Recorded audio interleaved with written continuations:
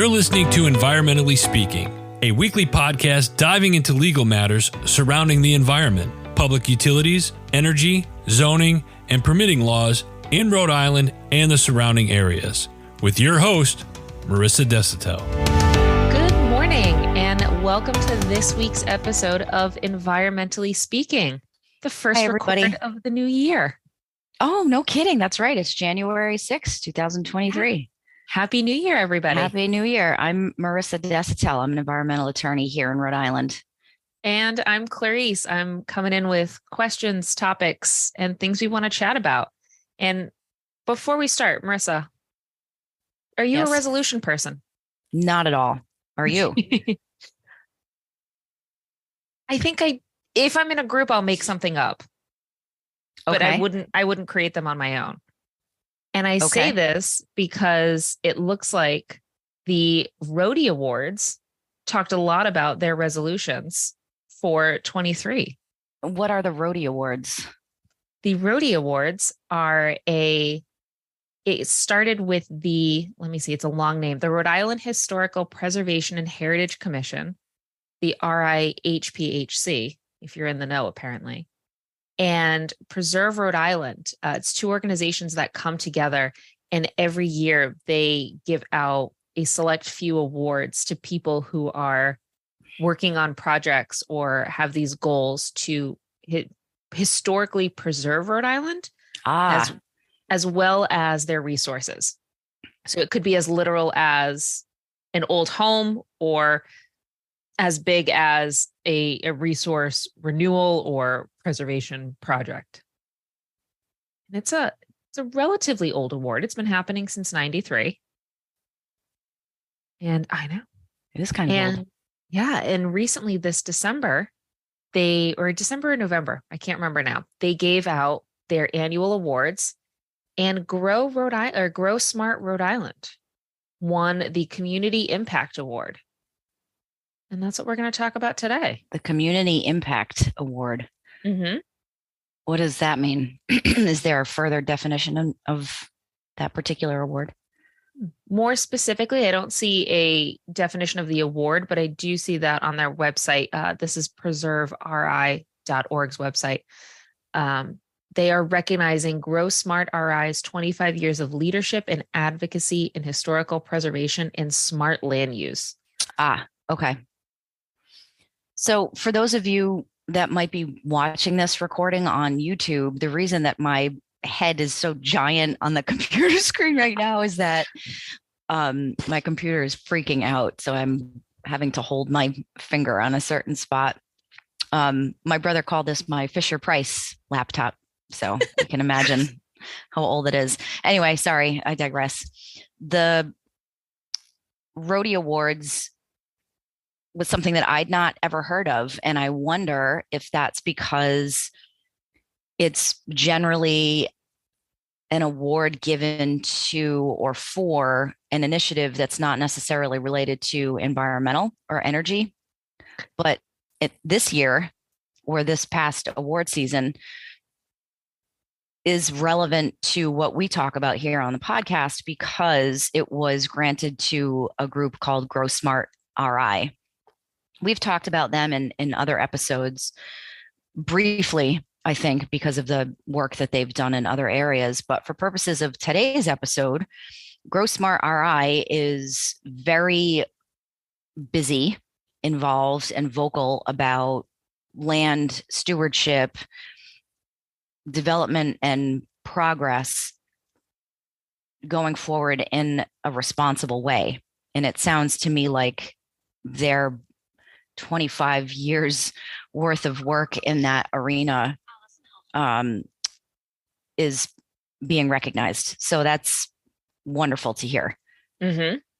Yeah. And you're right in saying it's not this Rhody Award isn't typically something that has an environmental focus. A lot of the winners this year and in past years are homeowners or folks working on preservation projects. And it's typically restoring a historic landmark or a historic home or something like that. So it's exciting to see them acknowledge a group that does have a heavier environmental focus.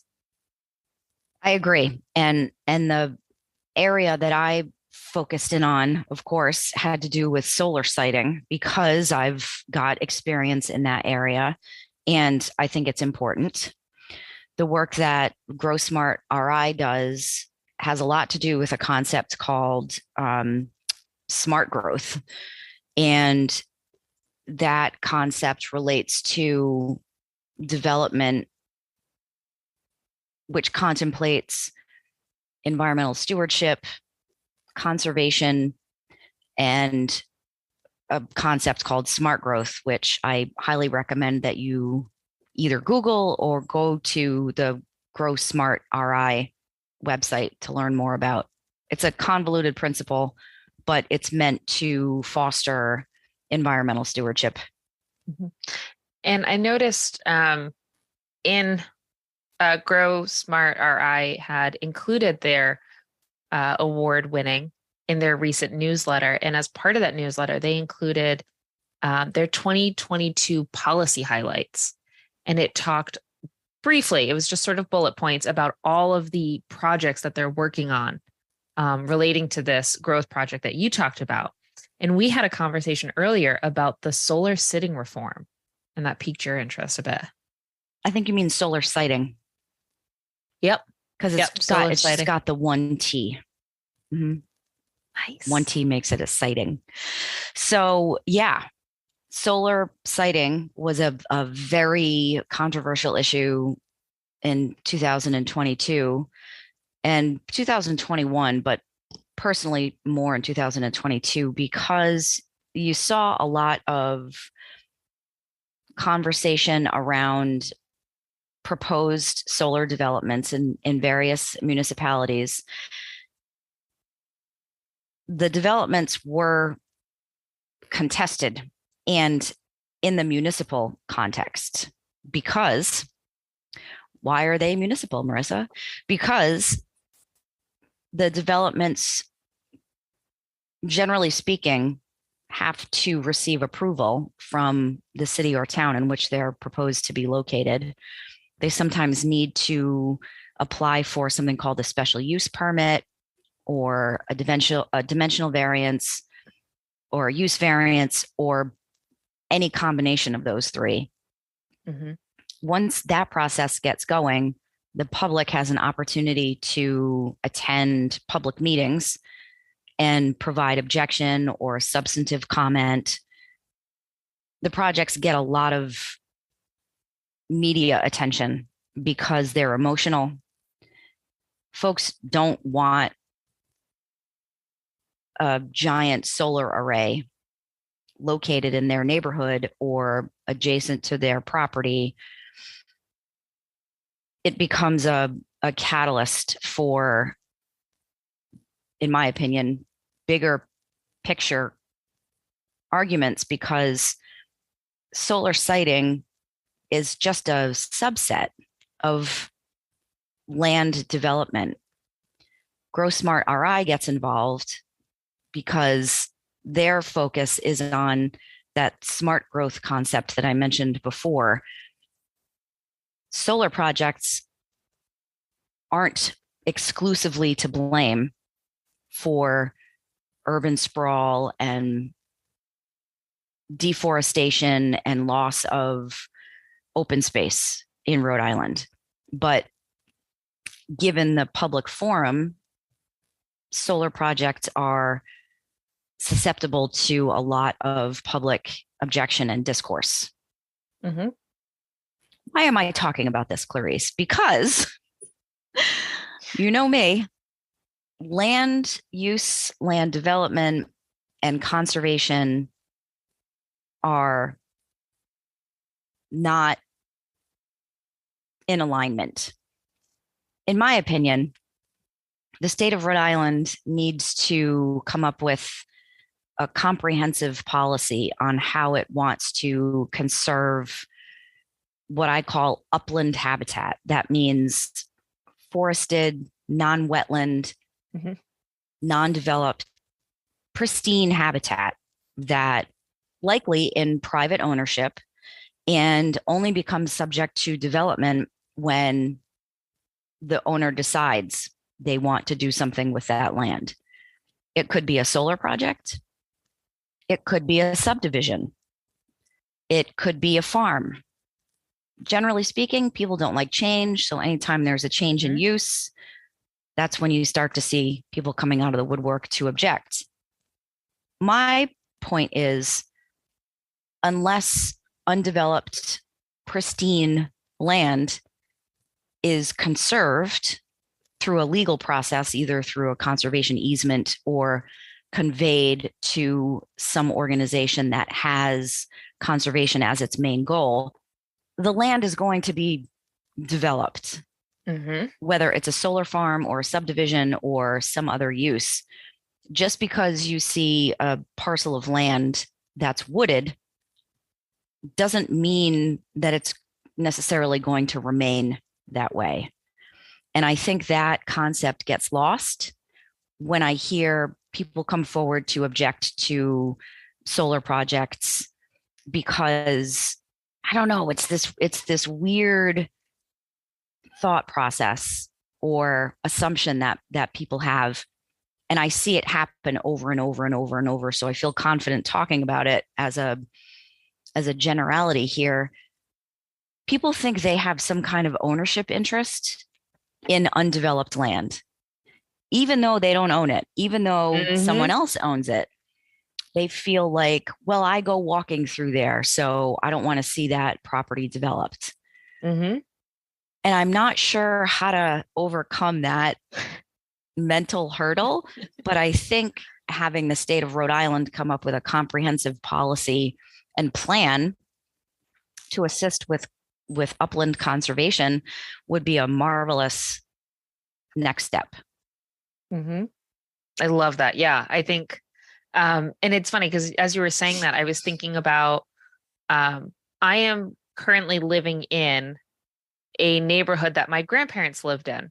So I've been in this neighborhood since I was a baby. And when I was little, there was much more wooded area. There were undeveloped patches. Actually, our neighborhood didn't connect to the next neighborhood over because there was just sort of, it was a small patch, but it was a wooded patch. And now being here as an adult, all of that's gone. The neighborhoods are fully connected. There are so many new houses. And it was funny because as that was happening, I was like, oh, that's a bummer. I liked that spot. That was a place to walk. That was a place to do whatever. And now that it's gone, and it's this idea of just because it's been here forever doesn't mean we can rely on it to remain here forever. We need to take action to keep it and have some sort of ownership in keeping it preserved, or it won't. Yes. I'm still stuck on this concept in my head about people thinking that because land is vacant, they have some kind of ownership interest in it. It's got to be a genetic thing. Probably. Because it's not taught in school. It's not really talked about. It just kind of happens. Oh, I'm going down a mental rabbit hole on this thing. Well, kudos to Grow Smart RI. They do really good work, and I'm glad to see them being recognized. While we contemplate the meaning of ownership and our existence on this plane, you guys can go to Grow Smart RI and see all of the other projects that they're working on. Not all of them are environmentally focused, but as Marisa was saying, there's that concept of smart growth. They talk about a new downtown transit center, working on municipal infrastructure grants. They do talk about forest conservation. So there's tons of different topics to look at. I'm sure we're going to pick some of these up for future episodes. And after you've read that, do yourself a favor and go find another podcast called The Decision Hour. We were very lucky to have been invited on Adam Bird's podcast. He is also our producer. So we thank him for listening to us once a week and then inviting us on his show to listen to us some more. So go check that out. It was really fun to be on that podcast and spend some time with Adam. Yeah, it's available on Apple Podcasts, Spotify, at pretty much anywhere you would generally listen to a podcast. So it's called The Decision Hour with Adam Bird. Great guy, very knowledgeable. He's been in the business for a long time. So thanks, Adam. Yeah. And after all of that, let us know what your thoughts are. Let us know what stuff you want us to talk about. You can reach out to us on the socials at Desautel Law. You can, oh, excuse me. You can choke. We can cough on our coffee. We're doing great, guys. It's the first one of the new year. I got to get this right. So hit us up on the socials at Desautel Law. We are on Facebook, Instagram, Twitter. You can watch video of Marisa dealing with her Fisher-Price computer with my up close and head. personal. And then email us at desautelesq.com. Thank you so much. Happy New Year, everybody. Wait a minute. What kind of email address is that? Desautel. Nope. I got it wrong. No. Blooper reel. Oh, guys, you know where to find us. Love you. Thank you for listening to this episode of Environmentally Speaking. If you're in need of an environmental attorney, we are here to help. Call us at 401-477-0023 or visit our website at www.desautellaw.com. That's www.desautellaw.com.